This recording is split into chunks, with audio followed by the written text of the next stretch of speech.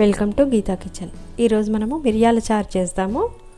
దానికి కావలసిన పదార్థాలు: 1 ఉల్లిపాయ సన్నగా పొడవుగా తరిగి పెట్టుకోవాలి, 2 ఎండుమిర్చి, 1/2 టేబుల్ స్పూన్ జీలకర్ర, 1/2 టేబుల్ స్పూన్ మెంతులు, 6-7 వెల్లుల్లి రెబ్బలు, 1 టమాటా, కొద్దిగా కొత్తిమీర, 2 రెమ్మల కరివేపాకు, 1/2 టేబుల్ స్పూన్ మిరియాలు,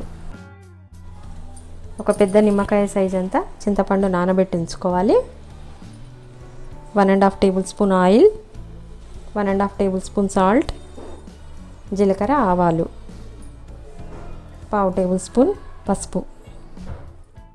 స్టవ్ ఆన్ చేసుకొని ఒక చిన్న ప్యాన్ పెట్టుకుందాము. దీంట్లో జీలకర్ర వేసి వేయించుకోవాలి. మెంతులు, మిరియాలు 3 వేసుకొని డ్రై రోస్ట్ చేసుకోవాలి. చివరిగా వెల్లుల్లి వేసుకుందాం.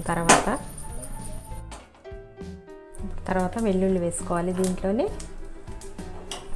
వెల్లుల్లి వేసుకొని వేయించుకోవాలి. ఇట్లనే డ్రై రోస్ట్ చేసుకోవాలి. ఇది కూడా అన్నీ వేగిపోయినాయి. ఇప్పుడు ఒక చిన్న మిక్సీ గిన్నెలో వేసుకో, పూర్తిగా చల్లారిన తర్వాత పౌడర్ చేసి పెట్టుకోవాలి. ఇప్పుడు మనం చారు కోసం ఒక గిన్నె పెట్టుకుందాము. గిన్నె వేడైంది, ఆయిల్ వేసుకుందాము.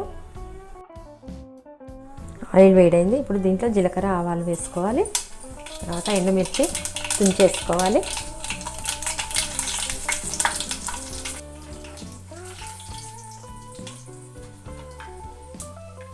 ఉల్లిపాయ ముక్కలు వేసుకొని వేయించుకోవాలి. పసుపు వేసుకోవాలి. పసుపు వేసుకొని కలుపుకోవాలి.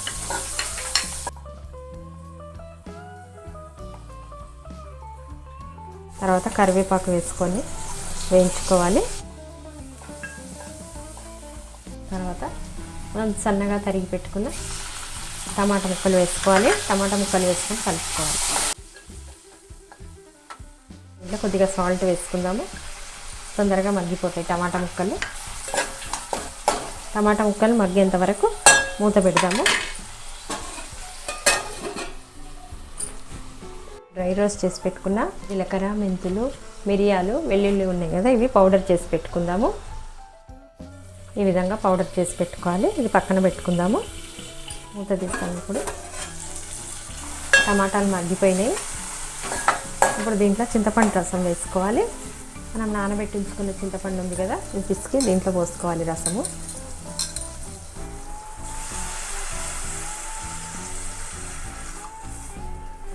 2-3 సార్లు ఈ విధంగా పులుపు పోయేంత వరకు చింతపండు రసం వేసుకోవాలి.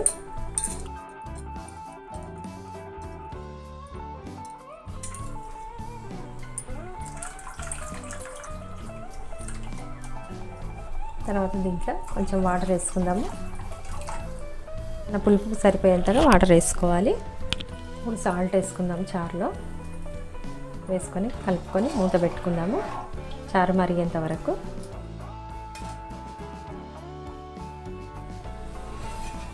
ఒక 2 నిమిషాల తర్వాత చారు మరగడం స్టార్ట్ అయింది. ఇప్పుడు దీంట్లో మనం పౌడర్ చేసి పెట్టుకున్న మిరియాలు, జీలకర్ర, మెంతులు, వెల్లుల్లి పౌడర్ వేసుకోవాలి.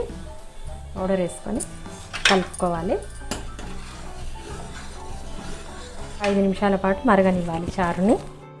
ఒక 5 నుంచి 6 నిమిషాల పాటు బాగా మరిగింది చారు. ఇప్పుడు దీంట్లో కొత్తిమీర వేసుకుందాము. కొత్తిమీర వేసుకొని స్టవ్ ఆఫ్ చేసేద్దాం. మిరియాల చారు చేయడం కంప్లీట్ అయింది. ఇది ఒక సర్వింగ్ బౌల్లోకి తీసుకుందాము.